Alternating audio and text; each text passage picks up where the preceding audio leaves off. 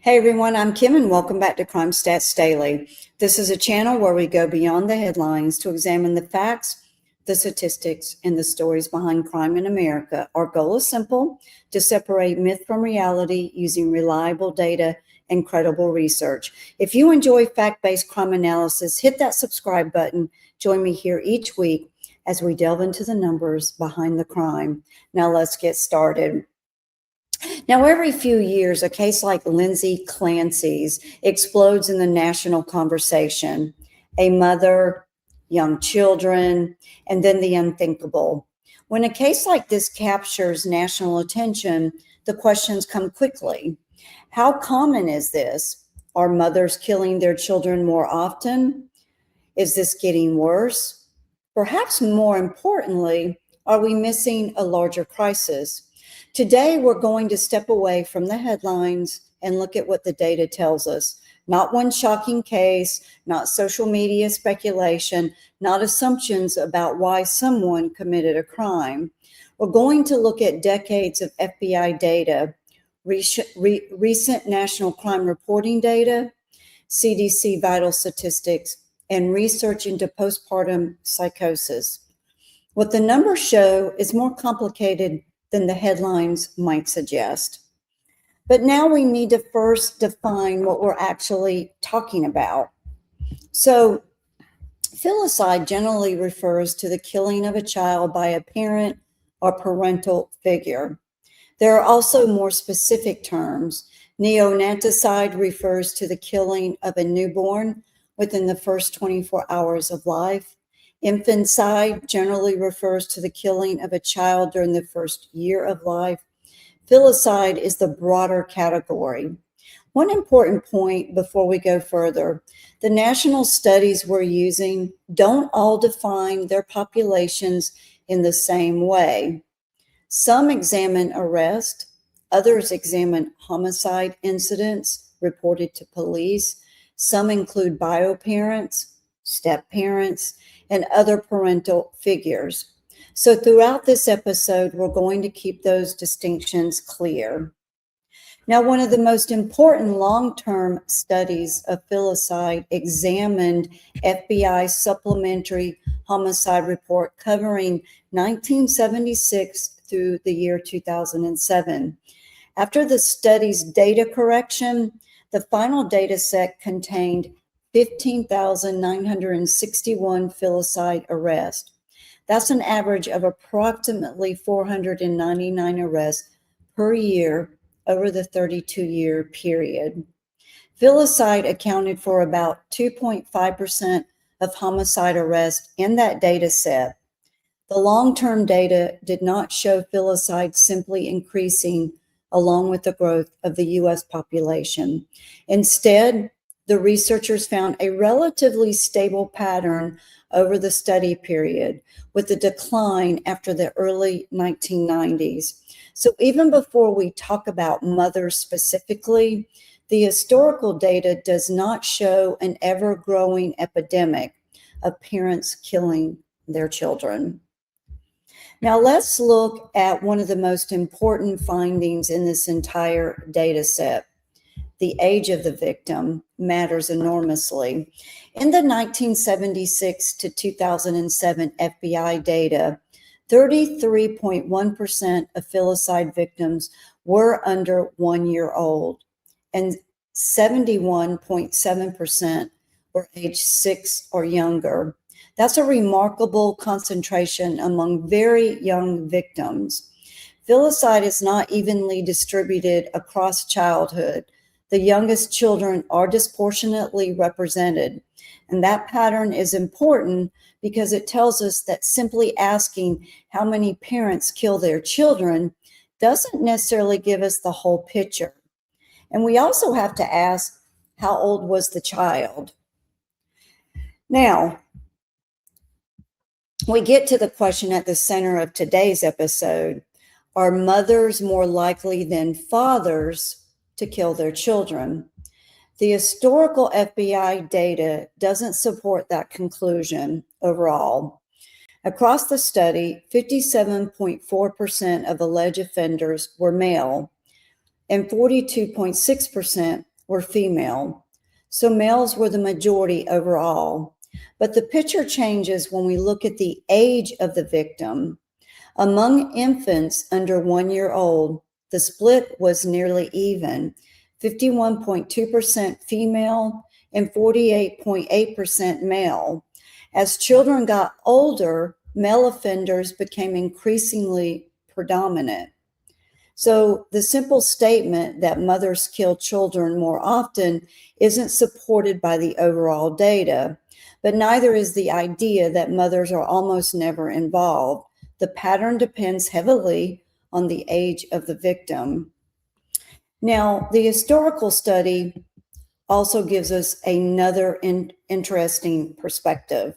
The most common parent-child combination was father and son, accounting for approximately 29.5% of cases.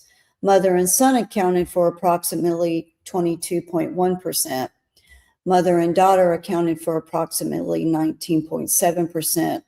Father and daughter accounted for approximately 18.1%. These numbers don't explain why an individual crime happened. They simply describe the pattern found in the data. That's an important distinction throughout this episode. Statistics can tell us who, how often, and under what circumstances. They cannot automatically tell us the motive behind an individual tragedy. Now let's bring the story forward. A study published in 2026 examined 25 years of national incident-based reporting system data. From 1999 to 2023, researchers identified 3,974 reported filicide incidents involving victims of all ages. This gives us an opportunity to see whether some of the patterns found in the older FBI data still appear in more recent reporting. But there is an important limitation. NIBRS participation has changed over time. By 2023, NIBRS covered approximately 77% of U.S. law enforcement agencies. These are incidents reported through NIBRS.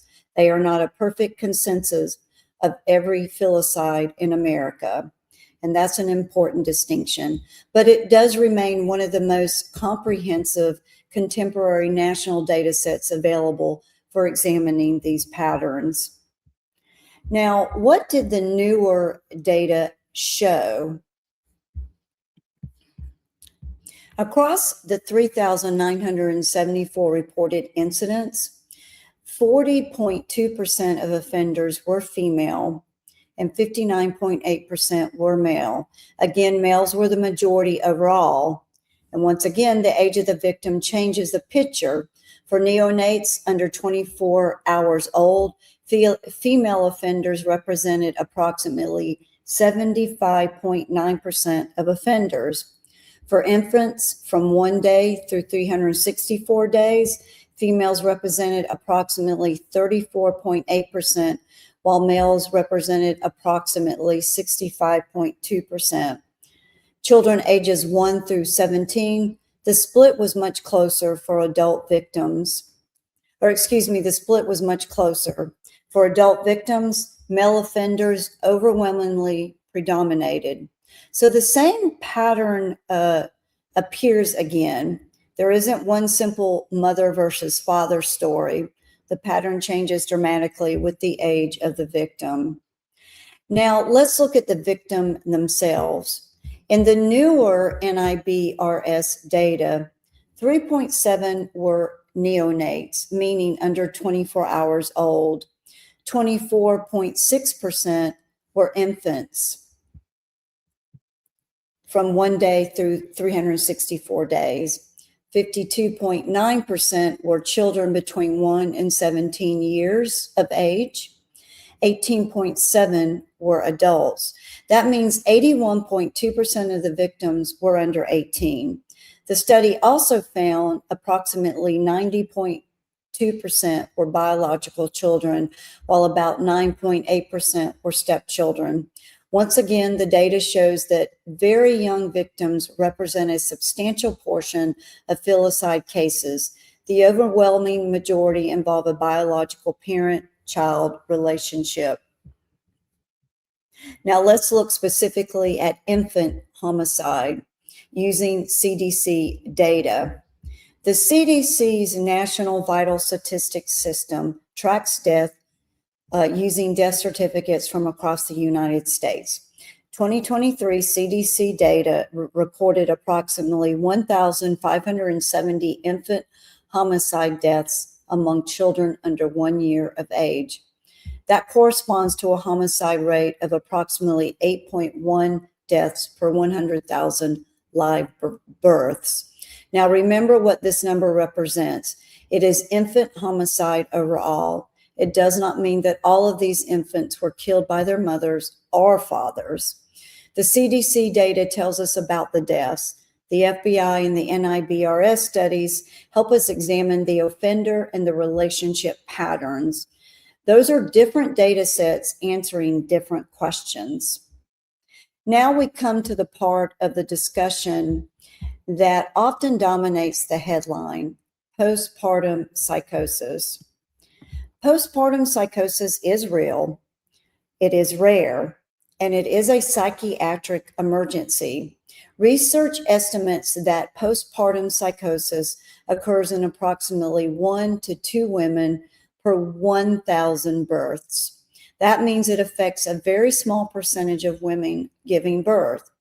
And symptoms can include hallucinations, delusions, severe confusion, extreme mood changes, paranoia, and the loss of contact with reality. The condition is particularly associated with bipolar disorder and a previous history of postpartum psychosis. This is important. Postpartum psychosis can be associated with an increased risk of both suicide and infanticide, particularly when it is untreated. That does not mean postpartum psychosis explains most maternal filicide. It doesn't. It means that when this rare psychiatric emergency occurs, rapid recognition and treatment are critically important. Most women with postpartum psychosis do not kill their children. With appropriate treatment, recovery is possible. So what does all of this tell us? Now, first, parental killing of children is real and a persistent tragedy. The data does not support the idea that America is experiencing a hidden epidemic of mothers murdering their children. The long-term FBI data identified 15,961 filicide arrests between 1976 and 2007, averaging approximately 499 per year. The newer NIBRS study identified 3,974 reported incidents between 1999 and 2023. Despite the differences between these data sets, some patterns are remarkably consistent. Young children are disproportionately represented. Most offenders overall are male, but females account for a substantial proportion of cases involving very young children. The newer data shows that about 40% of offenders were females and 60% were male. Approximately 90% of victims were biological children, and then there is the postpartum psychosis. It is rare, affecting approximately 1 to 2 women per 1,000 births, but it can become a psychiatric emergency with potentially devastating consequences if untreated. The larger lesson is that statistics don't make these crimes less horrifying. They make the pattern more understandable. If we know the youngest children are disproportionately represented, that offender pattern changes with the child's age. That the severe postpartum psychosis illness can sometimes play a role, then those are areas where prevention, awareness, Screening, treatment, and support can make a difference. Filicide is rare compared with the total number of children and families in the U.S. Every individual case represents a child who died, a family forever changed, and a tragedy worth understanding. That's a statistical picture today. We don't follow the narrative, we follow the numbers. This is Crime Stats Daily. Stay informed, stay aware, and more importantly, stay safe out there. And I'll see you in the next episode.